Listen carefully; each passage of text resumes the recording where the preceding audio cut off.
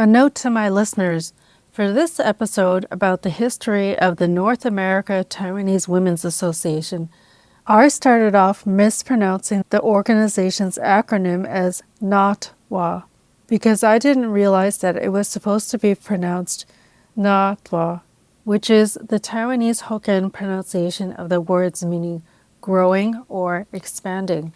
You're listening to Talking Taiwan with your host, Felicia Lin.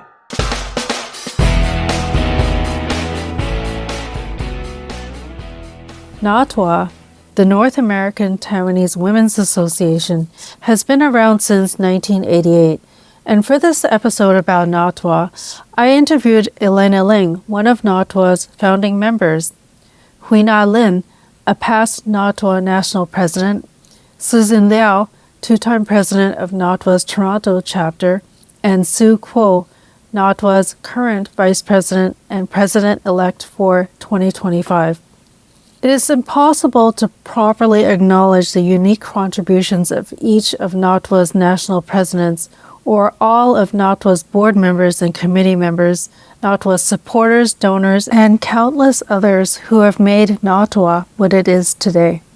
As I reflect on this, I'd like to share a poetic analogy that Hui-Na, the 2022-2023 NATWA national president, shared with me when I interviewed her. She described the essence of NATWA in a short story that she wrote, Fly Together Over Mountains, which she told me was inspired by the Canadian geese's migration down south for winter each year. The geese fly together as a group in a V formation. There is one bird that leads the group initially, but when the lead bird gets tired, it moves to the back for a rest, and another bird takes the lead. The birds all take turns leading the group to their final destination. Like the Canadian geese, NATWA's members work together to support each other in turn. It's not about one single leader. As you listen to this episode, you'll learn more about how NATWA meets its 5-point mission statement, which is 1. To evoke a sense of self-esteem and enhance women's dignity. 2. To oppose gender discrimination and promote gender equality. 3. To develop women's potential and encourage their participation in public affairs. 4. To contribute to the advancement of human rights and democratic development in Taiwan. 5. To reach out and work with women's organizations worldwide to promote peace for all. I had the pleasure of learning about NATWA's rich history from Elena Ling, one of NATWA's founding members and fourth national president from 1991 to 1992. She told me how NATWA was formed. We gather and we discuss for about 1.5 days. To start a women's organization. Yeah, and I think we come to the consensus. We don't want to belong to any other organization. We want to be independent. Oh, yeah, there's a woman from Canada, and that's why we cannot say this is just for United States. Yes. It's for North America. Right. That's how it started. I also spoke to Hui-Na Lin, NATWA's national president from 2022 to 2023. She shared how she first got involved with NATWA. When I first joined NATWA, I just want to have fun, okay? So I was nominated as a president-elect for the Southern California chapter. And I didn't want to. I don't know how to explain. I don't have a good reason to convince people that I couldn't. So I just say yes without knowing how. And then I was 1999 to 2000 a chapter president. As Elena mentioned, Canada was represented at that first meeting about NATWA, so I also spoke to Susan Liao, the president of NATWA's Toronto chapter from 2001 to 2002 and 2023 to 2024. I think in the beginning, just a few sisters knows about the NATWA USA. So they went to meetings and the word comes back and then more and more attended in the US. And then I think once you have more than 15 people, and then the headquarters kind of suggested or advised that we should start a chapter on our own. I wasn't the one that went to the States in the beginning, but then a sister just invited us to her home that day. We had a Bible study that day. And so she said, why don't we take the opportunity because more people will show up and then we can get together and see if we can establish this. And so that was our first meeting. Now let's start at the beginning with Elena Ling. So let's get started. Can you tell me how and why did you first get involved with NATWA? Actually, I'm the founding member. Oh, right. So yeah, please tell me that story. How did NATWA even get started? I'm interested to know that. Yes, you know about Kaohsiung incident, Yes. 1979. That's the year when my son Benjamin was born. So I remember that. And Annette Lu, Li Xiulian, she was one of the Kaohsiung 8. Was going to sentence death. The Kaohsiung 8 were the 8 individuals that were arrested as a result of the Kaohsiung incident, also known as the Formosa incident of 1979, a topic that we've covered on this podcast in the past and that many consider the watershed moment in Taiwan's history that led it onto the path of democratization. She was in prison and she had thyroid cancer. And also because the overseas Taiwanese rally for the Kaohsiung 8 release. Right. And so she was able to get parole. Mm-hmm. So she came to United States to get some treatment. And we heard her coming. So everywhere, every Taiwanese association or community, they invited her to give a talk. So she kind of toured around the United States.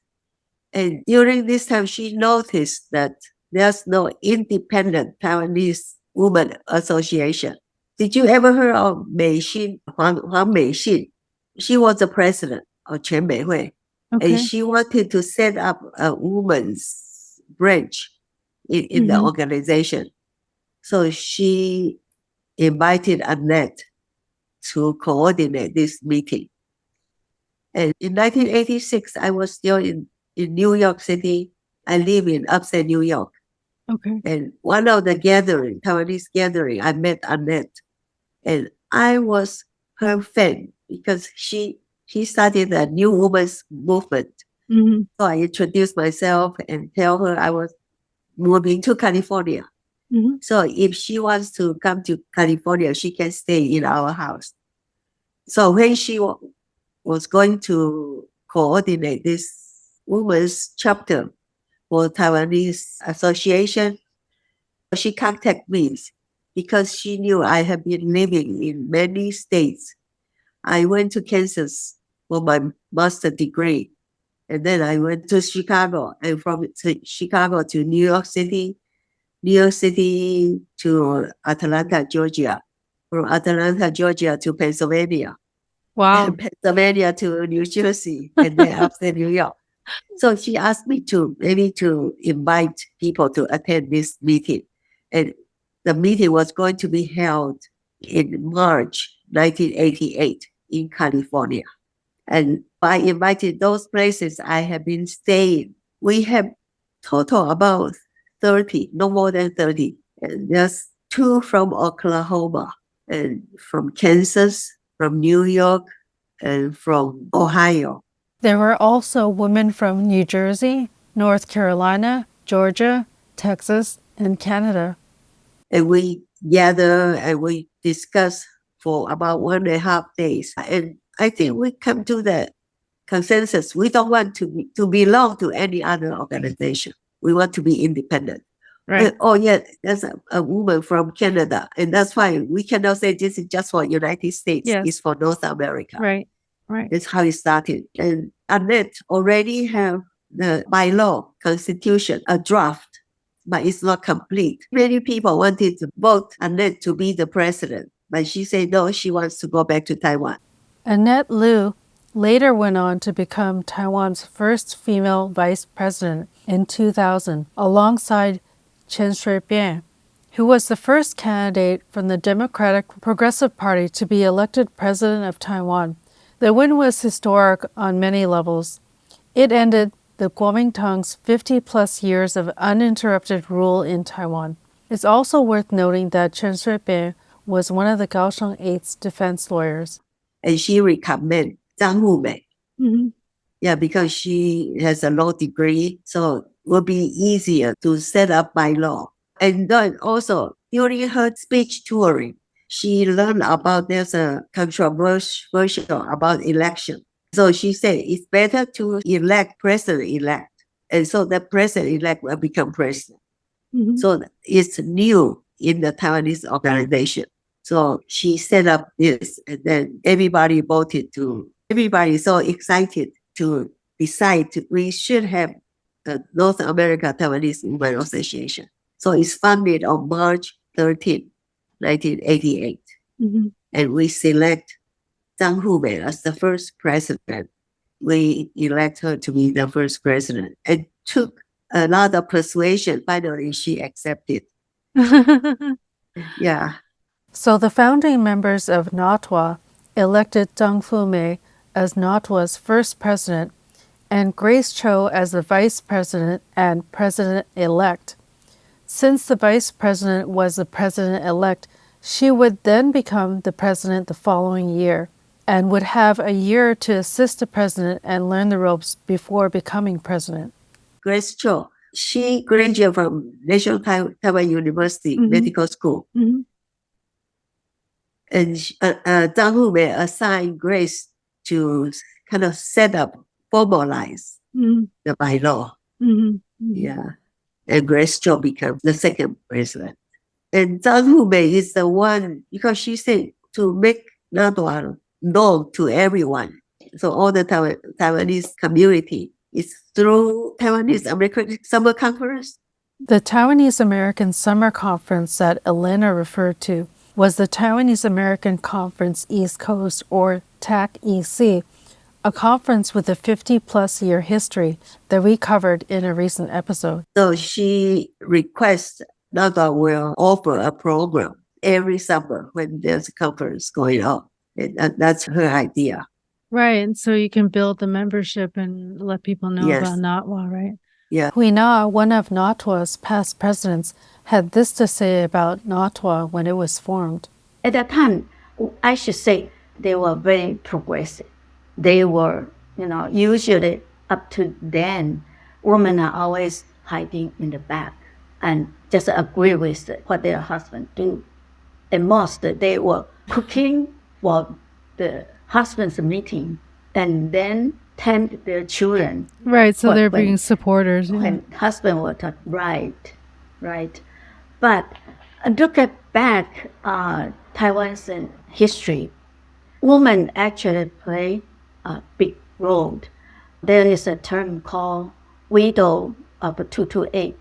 Without woman support, we will have a big gap after 228. 228 refers to February 28, 1947, known as the 228 Massacre, a bloody date in Taiwan's history, during and after which people were disappeared, arrested, tortured, murdered, and executed. Many of them were disproportionately men. When all those young people, intelligent young people, were all disappeared, who is going to carry on? So Taiwanese women show extraordinary wisdom, strength, but why they cannot have their own organization. And from there, they established this. And in about 4 months, they went up there by law.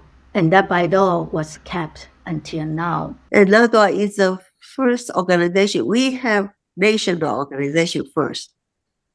Yeah, usually they have all the branch and then they become the national headquarters. And we have the headquarters first. The third president, Dorothy, she's the Formosan TV's president. Dorothy Hong, when she was the third president, she started to form NATWA as a non-profit organization. And she set up a non-profit organization through an attorney in New York. And after that, I helped to get the non-profit in the 50C3. Yeah. NATWA's membership has grown from those first 30 founding members to 1,000 members. I think the main point NATWA can grow so big is because we women have a specialty. Most of us, we have a teamwork spirit. Yeah. And not like different from male organization. They are more individualized leaders. They emphasize individual, but women organization, we emphasize group, teamwork. And also, I'm still an insurance agent. And I didn't study insurance, but I become a successful one. And I think leadership is very important through my training. And so my year, I introduced leadership training. And then the sixth president, Ling, she totally agreed with me. When I discussed with her, she said that's very important. We have to develop leaders to lead this organization. So she, not just annual meeting, she started a mid-year leadership training meeting. Li initiated the first mid-year board meeting and leadership training in October 1993. NATWA has two major meetings a year. NATWA's annual convention meeting takes place in April and the mid-year meeting in October. The sixth president, Lee in Kansas, we become good friends, and she's my role model. She's many people's role model. Yeah. And she's a founding member too. She, I think at age 60, she stopped ballet lesson. She's not dancing Really? anymore, but she, Wow. yeah. She has discipline. Yeah. Wow. What kind of things did you teach in this leadership training then? Oh, public speaking is very important. Yeah. Do you know that I think that the people fear most is public speaking. Yes, and death. number one fear. Yeah. So Right. public speaking and then how to conduct the meeting. Because women tend to like to talk too much. So when you conduct a meeting, you have to make sure not just one or two person talking, to make sure the people who want to contribute the point get the chance to talk. So conduct meeting and time management. If you are a leader, you have to arrange your time very well. And let me see, the self-esteem. You got to believe in yourself. Right. So I can see that you really developed the members of NATWA. Some of them, I'm sure, never came across this kind of training before, right? Yes. And this organization also is different. Like I recruit senior members. Yeah. The age has nothing to do. Yes. I say you are as young as you feel. Yeah. I remember I recruit, they all passed away, but they were so happy. How old were they when you recruited them? Because you said they were seniors. So were they really like over 60? Yes, over 60. Yeah. And like two sisters, I recruit them. I'm very proud I recruit them. And they are very talented. They make many arts and crafts and auction off and like donate Oh, money. to raise money for NATWA? To raise money, yes. Oh, really? What kind of things did they make? Pretty things. Can I show you something? Sure. Yeah, I would love that. Thank you so much. Oh, wow. It looks like a strawberry. Strawberry. Oh my goodness. And that's all the Wow, really? different kind of flower. It's beautiful. Yeah. Yeah. And Wow. in Northern California, we call her Ama. Yeah. She was over 60.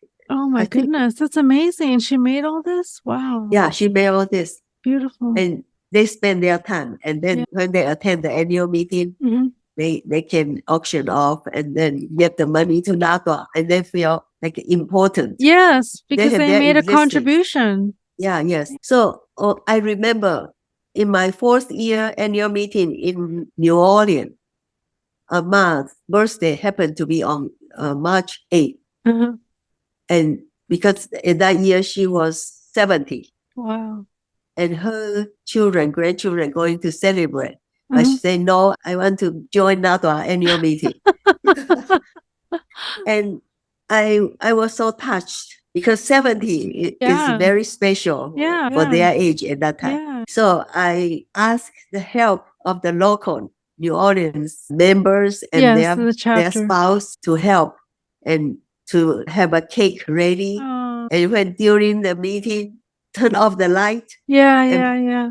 and Oh. put the cake in next to Yes, her, yes, and then turn on the light with the trumpet. yeah. One neighbor played play happy birthday. Wow. She was Wow. in tears. Oh, that's so special.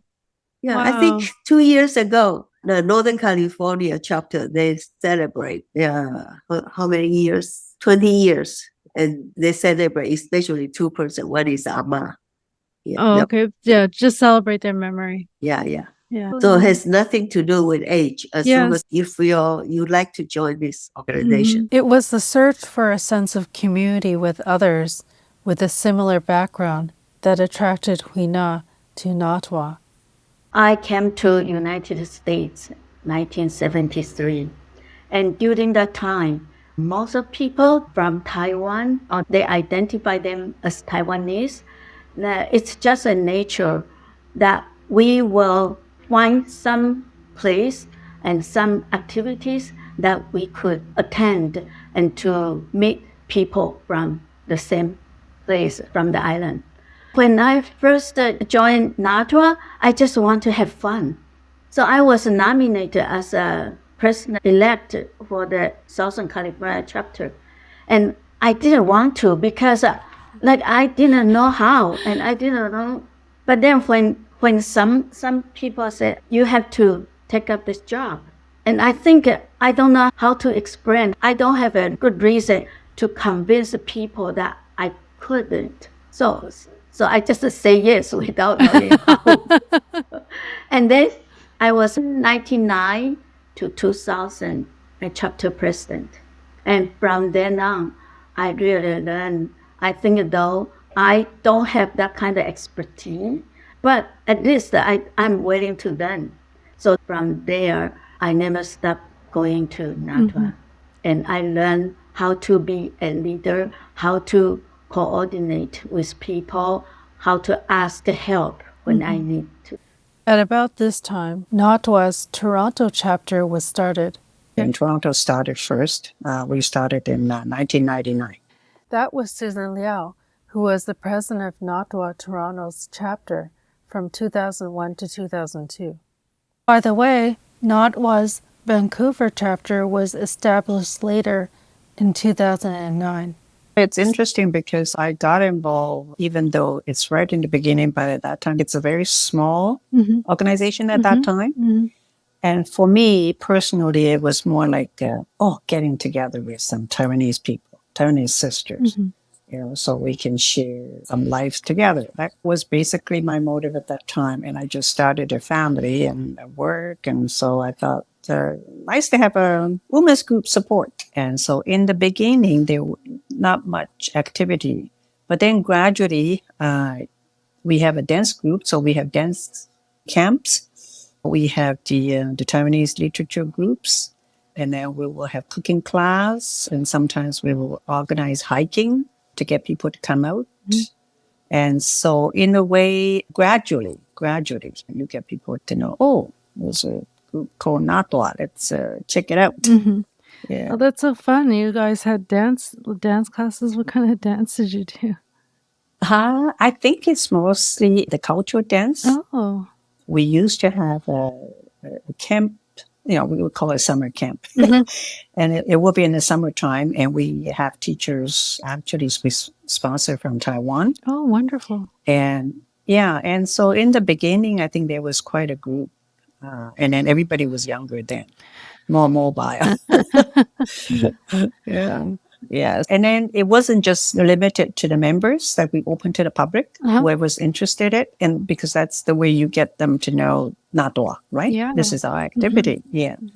And so through that, we did attract some new members. Yeah. However, it wasn't all smooth sailing for NATWA in the very beginning. For the beginning years, I think the pressure from KMT is big. People didn't want to join any organization start with Taiwan. Yeah, because NATWA was founded the year after martial law was lifted, right? Right. But KMT's control is still all over places.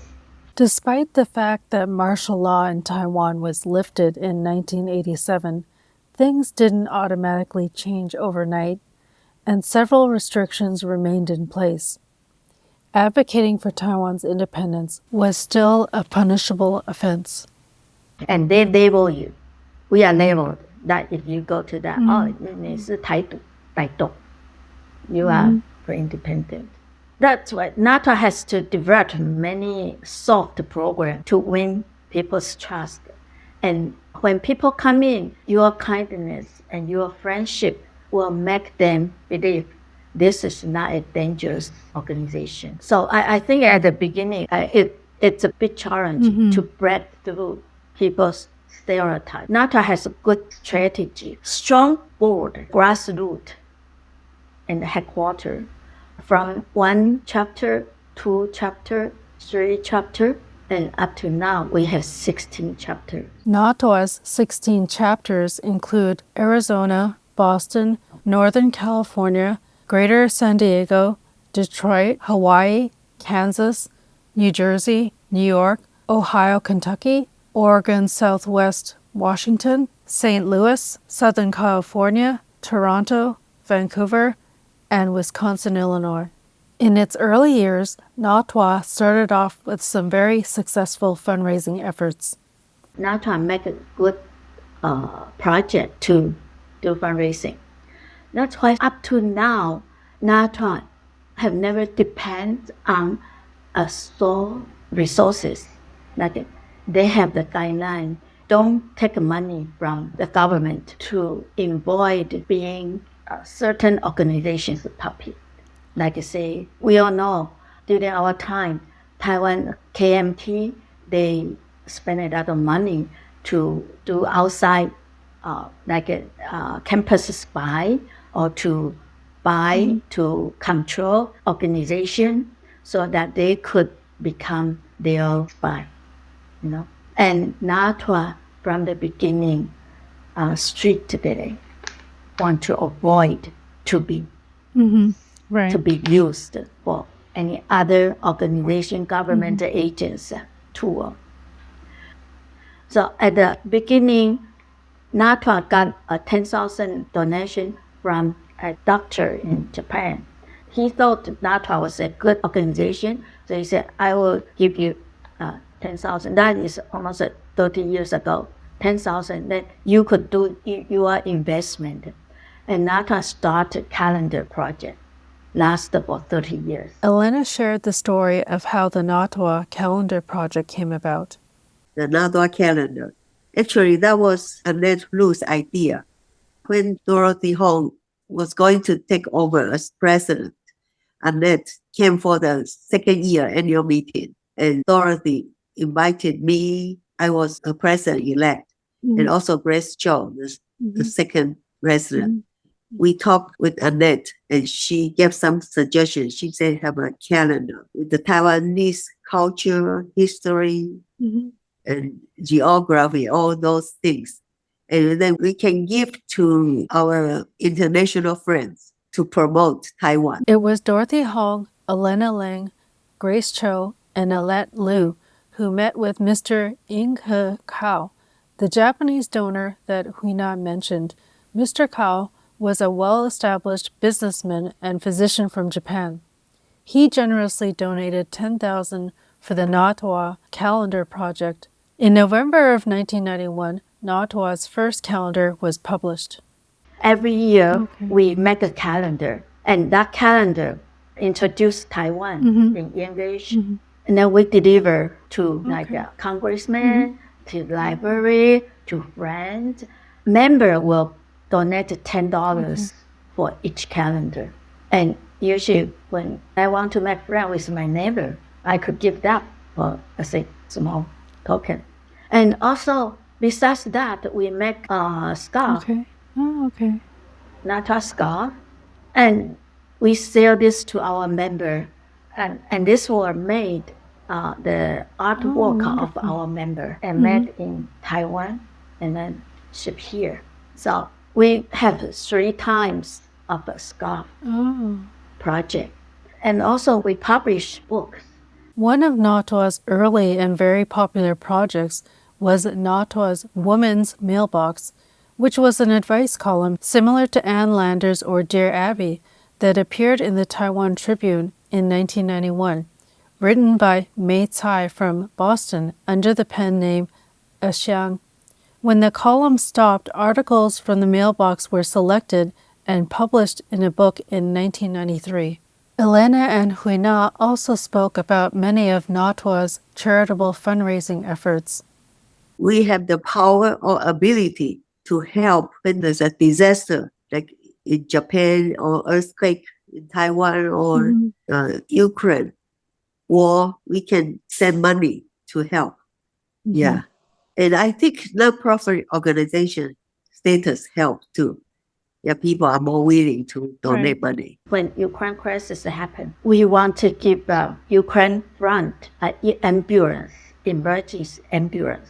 That's the goal. Let's work for it. And the small amount, he reached the goal in about 2 months and delivered. Susan Liao, who was president of NATWA's Toronto chapter in 2001, shared how she happened to get reconnected with NATWA 20 years later and what it's been like being the chapter's president again for 2023 to 2024. I was away for about 20-some years. And then after I come back, actually, well, my coming back was a little bit accidental.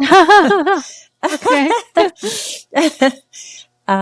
Well, we had a program because it's all virtual during pandemic time. And so we have, we call it year-end, blessing. And so they put up a virtual program and invited sisters to come and share, during this time, this pandemic time. And do you have any blessing, any special story you want to share? And I was invited to do that. And at first I thought, wow, I've been away for so long. What am I going to share? But anyway, so I share a personal story. And so happened the president that year, she heard the story and she didn't know me. I didn't know her either. And she was very touched. And she went through the other sister who invited me and said, get her out again. And so I talked to her and we chat. And the timing is just right because I was just planning to retire anyway. And so I talked with my family and they say, yeah, you should, pick it up again. And so I went back and I served as a vice president and then this year as the president. And I must say it's quite different from when I first got involved in the beginning, because of course now there's more members. There's so many members that I don't even know. So how is it different? You said it's different than when you started. It's much more busy or? Yeah, more vibrant, more lively. That's amazing. But in a way, it's also like, 20-some years past, like you can see a lot of the member getting older. And so that is a difficulty for us as well is we have a lot more seniors than young people. So it's interesting is that the virtual does bring people together because you get to meet other people online, and so the bond get stronger in a way. It made quite an impact in a way because they're more elderly now, and this has brought quite a comfort for them, and then also a platform in a way. Maybe in some other places they won't be able to show their ability to, to let it really magnify in a way. And to share their love and interest, and NATWA created a platform for them that they can do that. Someone probably been housewives all their life. They didn't have any platform to show their talent. But here in NATWA, it provided that platform for them. Hui-Na also shared her thoughts on the aging of NATWA's members and how NATWA was really able to live up to the meaning of its name, NATWA, to grow, which it did during the pandemic. Think of everybody get old. Even you get a member at her 30th, someday she will be 72, or you get one at 40. She has to go has to go that direction. So why don't we serve this population And that the younger people see there is a value, there is also their future. Like during the pandemic, we have a very good WebEx program. We have a good NATWA Care program. Everything kind of gone virtual. And so we have so many programs, and especially the exercise program every day. That one was amazing. I mean, so people who, hook up, you can do exercise at home, even just for half an hour. And that is the headquarter program, not particularly to Toronto Right. chapter, but because there's so many programs that we can do virtually. So yeah, we do it. Even a painting class. This program has to be supported by a NATWA Yes. website committee, because those committee members are all good IT people and they have a loving heart. They teach everyone how to use it tirelessly. Even sometimes I think I'm going to give up. I just could not figure out how to get on WebEx, how to mute myself, how to unmute, how to make my show. Then like Yang Mei Li, like Mei Li, like Bi Ling, like Ling Ling, they will say, don't give up.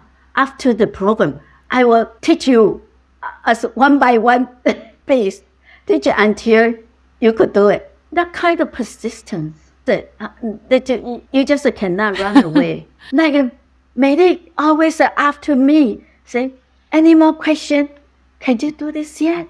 Let's do it together like this. And so that kind of spirit, that kind of technical support, make the NATWA Care program going on and on and on. I know during pandemic, many organizations just wrap up. They just could not break through, cannot overcome. But NATWA become more and more. I think even so. outreach more. And this is because we have a group of sisters. Yes, they're very They won't give dedicated. up. They just want to teach you and make you able to do that. I asked Susan about some of the major accomplishments of the NATWA Toronto chapter. I think the dance group is quite an accomplishment because even though these are all ama, most of it, Yeah. but they did a good job. And so we got to kind of build up a reputation. So whenever there's an activity, they will be invited to perform. Like in, the Makai Festival, usually on July 1st in Oxford County, they were invited too. And then sometimes last year, the Minister of Health, Dr. Chen came to visit and they hosted a gala and they also invited to dance there. So this is a group that make quite a name for themselves in a way that people know about. Oh, okay, NATWA has this Black Cat dance group. The Mackay that Susan referred to is George Leslie Mackay, who was the subject of one of our previous episodes. The other one that I think we did it quite good, is quite persistent, is the Terry Fox Run. We have very actively participated in that every September. Everybody come out, for walk, for run. The Terry Fox Run is the legacy of Canadian Terry Fox, who had one of his legs amputated at the age of 18 due to cancer in 1977. Then in 1980, he embarked on a cross-Canada run to raise money and awareness for cancer research. The Terry Fox Run has grown into an annual fundraising event for cancer research involving millions around the world, taking place in over 60 different countries. And I think one of the programs you mentioned is the daughter coming home. That usually is in February, closer to Lunar New Year. Yeah. NATWA Toronto started the annual Daughters Homecoming event over 10 years ago. The homecoming celebrates the tradition of daughters returning to their homes for a visit after the Lunar New Year. In fact, this was the first NATWA event I participated in. Talking Taiwan had just won a Golden Crane Podcast Award, and my very proud mother, who also happens to be a member of NATWA Toronto, got me invited to talk and share about my work with Talking Taiwan at the 2022 Homecoming event that was held on WebEx. It was probably also the first time that many NATWA members learned about Talking Taiwan. I also asked Hui-Na what she felt was her major accomplishment as NATWA president. I think the biggest, I think I should not say that's my accomplishment. I should say my teamwork accomplishment. As a bring NATWA out of that knockdown, bring them when we have that mid-year convention. At that time, people are still very skilled. We still have those guidelines that you have to wear a mask, you have to have how many shots and all this. Was that the first in-person meeting? Yes. Yeah, at the tail end, or so that was in October of 2022 you're talking about. Right. And then April was the first annual convention, physical annual convention. And it's how to encourage people to come out. Because after 3 years, people get lazy. They don't want to travel. They don't want to. And people get shy too. Oh, I haven't seen them for so long. I don't want to go. It's an adjustment. And that is how to bring confidence to them. And then also during the last 3 years, though people are isolated, but technology is moving ahead. So we have to catch up, teach them how to use Google Drive, how to use Zelle to send money, and when you get here, how to get Uber. Those, you have to tell them how to do that. So we have to have a very big, strong team to help people. And I think we have reached the goal. We have bring confidence back to our member one more time. I think that. Yeah. So what was the attendance like at the annual convention in April? We have 250 people attend. The climax, when it was the highest, we have 300 people. Susan and Hui-Na also spoke about how NATWA is an organization focused on promoting and addressing women's issues and women's dignity. I think NATWA is not just a gathering, eat, and play group. I think we're really promoting women, our right and our ability and our potential. And so locally, like this year, I connected with a group. I don't know whether you heard about it. It's a new group. Mm-hmm. They're new. Mm-hmm. It's called Help a Girl Out. And I found, accidentally, really, it's very, very by chance that I heard about this group and I get to know them. And I realized it's not something that we normally think about. Something that we took so for granted as a woman. It basically deals with more younger girls, and they're bringing awareness to period poverty. Many young girls or young women cannot afford to take care of themselves during our monthly period, and they were bullied. They have to be excluded from school or from work. I found that this group, they're really trying to help the girl out. And so this year, this is the first year we got involved with them. And in the annual meeting in Vancouver, I will report about this group too. I'd like to bring a bit more attention to them because they not only, through donation, they provide all these, you think Canada is a rich country, US is a rich country. You probably don't have this kind of problem, but really there is problem exists. And then from here, they extend their helping hand to other countries as well. And it's not just helping them with material. It's educating. I think that's very important. Educating the younger kids, the younger girls, and they don't have to be ashamed. And so the education is very proper. And also they launch a reusable program. And so this involves people who can sew, try to help sew the reusable pad. And I found it interesting is because, the younger one, like our generation, we don't know how to sew. And so, they actually went to nursing home. Oh. Because they said, the senior know how to sew. Oh.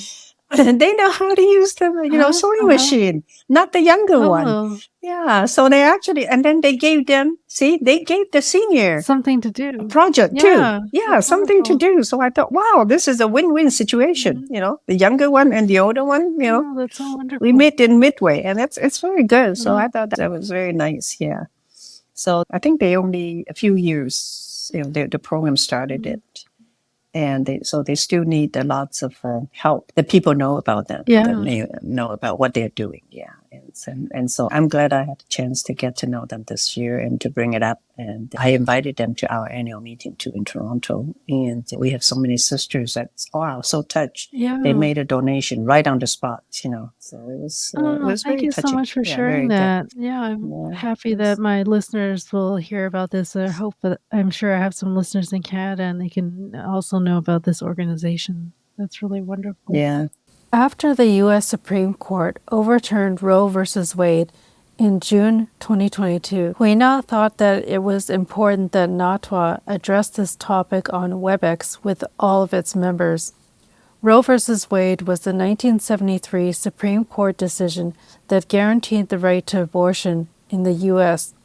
When it was overturned, this took away the constitutional right to abortion. I asked Hui-Na why she felt it was important to discuss this and how the event was received. First of all, NATWA member is very diversified.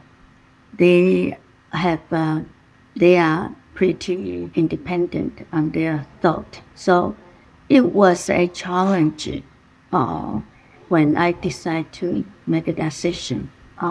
Abortion topic itself is already controversial enough, and especially when it was Trump in power and overturned the law. And our sister, our member, they are very united when it's in Taiwan's politics, but in politics in United States, they are quite divided.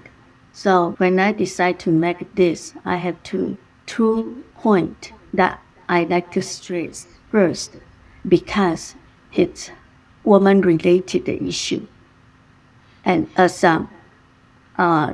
Taiwanese American Women's Association, we cannot avoid it.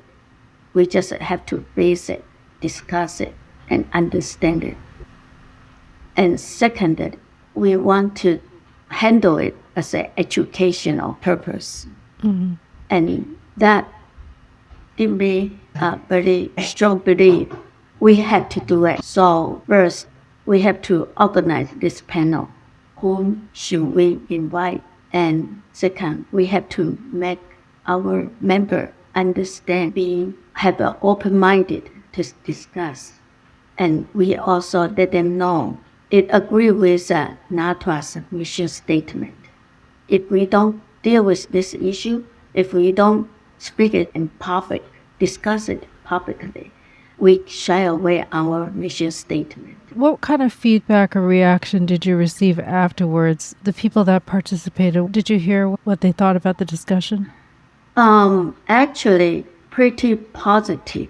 All our panelists provided a lot of scientifically professional point of view. So our audience, actually that day, quite a few attendees are from Taiwan, Hawaii, even England, okay? And of course, Canada. There are some activists or scholars from Taiwan and from England to attend. They want to know what American people thought of this issue. And in that way, NATWA member realize that it's not, we do it in a visual scope. And of course, all the panelists, they provide like Alice Chi, Trishan, and like Dina Chuang, this prosecutor. She has a long career in women's rights, feminist law. So she gone into very deep from law, from legal perspective, to let us know how to pass a law, how to overturn a law.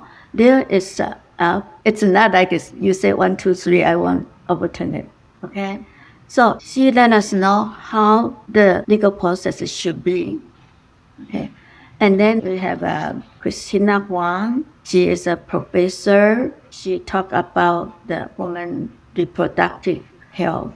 And this actually is very important to women to understand especially in Taiwan's tradition.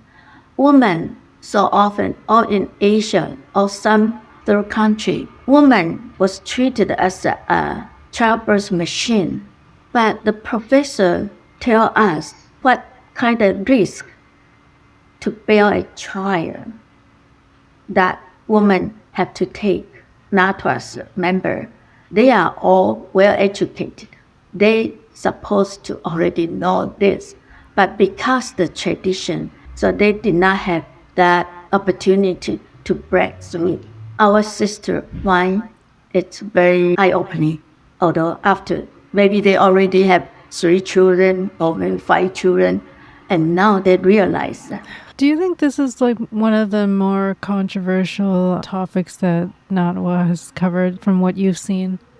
Yes, it is. That's why when I was trying to invite committee to host, to organize this session, they hesitated. No one wanted to take such a role. So it ended up that I called the executive committee. I asked them, how do you think do we have to deal with this issue? And the committee said, yes, they are willing to share the work. Hui-Na and I also spoke about NATWA too, which brought up some questions about the future direction of NATWA. Yeah, NATWA too. 2005, we already have that idea that we need to cultivate our second generation woman. But we did not know how to do that. At that time, most of our daughters are at college. Not until 2008, 2006, then we put that work on our agenda. So we want to. And at that time, I have to mention Guo Zuan. Zuan at that time was a graduate school studying for her PhD, and she bring up this. She organized it and bring younger generation to our convention. And Cecilia Tai and Nora Ye Baogui, Nora Ye, they are all behind the backup her. And gradually there were more younger people in, and Joanne set up some program, encourage them to write your family story, okay? Organize your own program, invite the speaker you like, and also at that time, Michi, who is also very devoted. And then Joanne Doe is a big helper to make this run. And then we set a scholarship to encourage the NATWA to invite newcomer to go attend the convention. So the scholarship is for someone who is not a member of NATWA or NATWA to be invited to the convention. So they have to apply, and does that mean that their expenses are paid to go to the convention? I think from the beginning, they set an amount of 500 to attend. They give them 500 to attend. So we give four scholarship each year. And also Dina Chuang in Los Angeles chapter, Southern California chapter, is all very devoted to it too. And because the new blood in it program a new face, we won't just talk about Taiwan's democracy. We also talk about the root, identity, cross-racial marriage, mental health. So it brings a new direction to the workshop.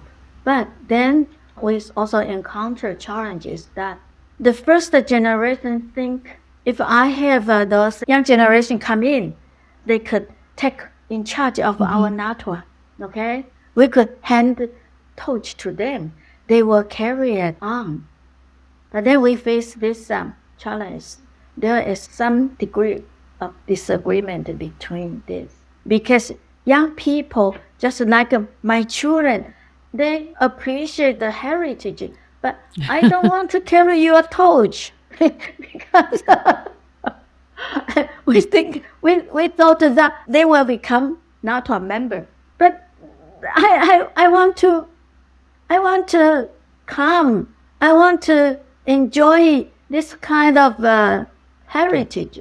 But I have my own too. I have my own culture. They start, just for example, for the directory, okay? In our time, we always have, it looks like a very nature. Oh, Hui-Na Lin. Okay, and back here is a Chen Lin. That's nature because we, husband and wife, always work together, fight for Taiwan, right? So that's nature to have husband's name here. But for the young people, they say, this is a woman's organization. Why should I put my husband's name there? Okay, this is one thing. And then second thing, now they start having the concept of privacy. Oh, your address, phone number, email are all here. Right. How can I? So Yeah. that is different. So they even don't Different want that. generation, different times. So now you just Yeah. have to do different generation. Yeah, we have to think. Yeah, if you want bring new people, you have to, Accommodate and adjust, yeah, somehow. Yeah. you know, This is very adjust. interesting. Adjust. Yeah. Yeah. This question of how NATWA is going to adjust came up when I spoke with Sue Kuo, the current vice president of NATWA and president-elect. She and so many others that I've spoken to have said that NATWA is one of the most well-run organizations in the Taiwanese American community. Sue's been involved with NATWA for 20 years, but believes that NATWA needs to consider how it will change with the times. She mentioned that there's been internal discussion and debate about things like NATWA's supporting members, a membership to the organization that is extended to men. Does it make sense for a women's organization to extend membership to men? Then there's also been a debate about NATWA's anthem, which dates back to around 1996. It has a line in it mentioning a Taiwanese Hokkien term, kan shu, which roughly translates as being one's spouse. Certainly, NATWA needs to consider that its members may or may not be married, have children, or even fit into any neat traditional categories. This also leads to the question of how gender-inclusive NATWA should be and what its position on gender identity will be. These are all interesting things for NATWA to consider as it continues to evolve and attract new members. Now let's leave off with some thoughts from Elena, Susan, and Hui-Na about what the NATWA community has meant for each of them. I found many friends, very good friends through this Yeah. organization. Yes. And it's how do you say that, a fulfillment. Yes. Like I feel it's encouraged to see so many leadership develop through this organization and so many friendship develop. I think in lots of places, from my understanding, Toronto is more concentrated. Yes. We have lots of Taiwanese immigrants here. Vancouver too. But then other places like Ottawa, we have sisters as members of Toronto chapter, but they live in Ottawa. It's interesting is that the virtual does bring people together. So that people in the States, they live in small town. It doesn't matter anymore because you get to meet other people online. And so the bond get stronger in a way. I always tell people, because I am member of NATWA, here in United States and Canada, I always have friends. I have friends all over the place. I know them. I know that when I call them, they will know NATWA. So even if I did not take a presidency, even I wasn't a president, I am still a member of NATWA family. I can go there. Thank you for listening to this episode about NATWA, the North America Taiwanese Women's Association. I'd like to take a moment to personally thank NATWA and its members. We really appreciate all the encouragement and support that you've given to our two-person team here at Talking Taiwan.